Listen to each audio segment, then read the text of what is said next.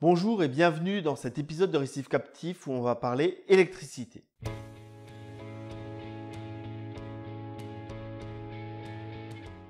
Nos bacs récifaux contiennent de nombreux équipements électriques pour nous permettre d'admirer nos récifs. Je vais vous montrer des astuces que j'ai mis en place et qui me permettent d'avoir un niveau de sécurité et une pérennisation de mon installation. Tout commence par mon tableau électrique à la cave.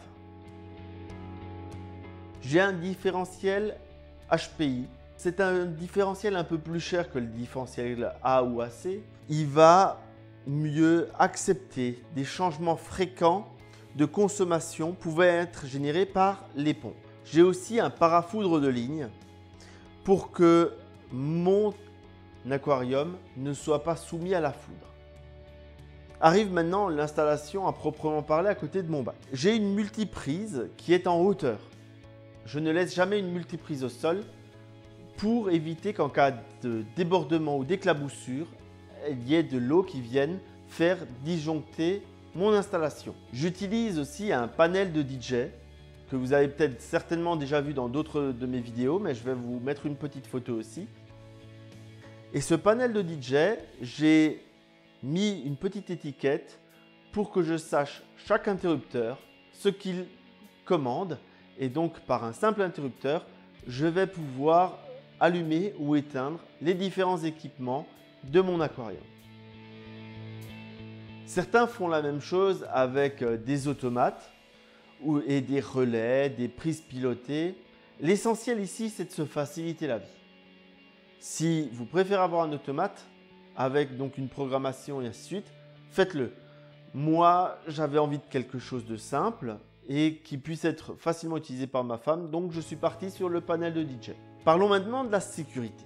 L'eau de mer est un excellent transporteur électrique. Nos pompes peuvent laisser passer de l'électricité dans l'eau à force d'usure et avec l'âge, et générer aussi parfois pour certaines de l'électricité statique. On a donc le risque de se faire chatouiller quand on va toucher l'eau de notre aquarium, puisqu'on va servir de masse pour toute l'électricité présente dans le bac. J'ai mis en place dans ma décante une sonde de masse pour m'éviter cela, car j'avais des pompes de brassage qui me faisaient de l'électricité statique.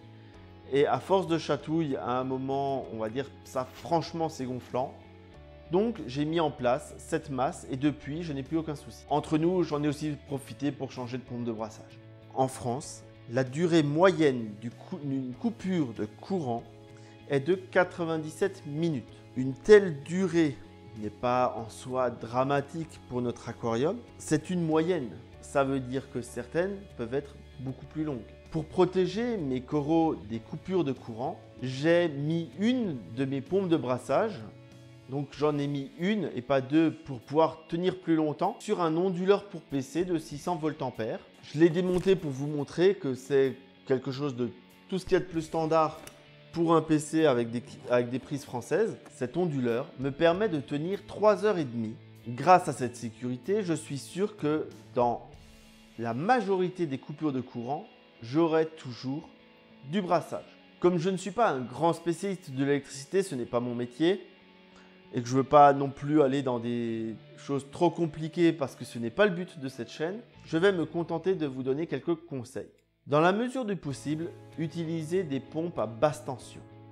C'est-à-dire que les pompes de brassage, pompes de remontée, pompes d'écumeur, on en trouve de plus en plus qui sont en 12 volts, 24 volts, et non plus en 220 volts directement dans l'eau.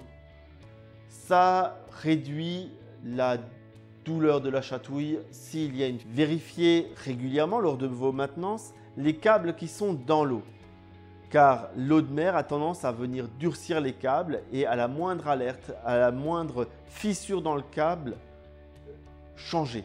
Ne vous posez pas la question, il faut changer. Une réparation ne vous sécurisera pas. Si un câble commence à se fendre, même si vous venez mettre une gaine thermo, à un moment cette gaine thermo, elle aussi, elle va avoir sa faille et se fendre aussi, là où le câble il a commencé. Si ça a commencé à se fendre, on change.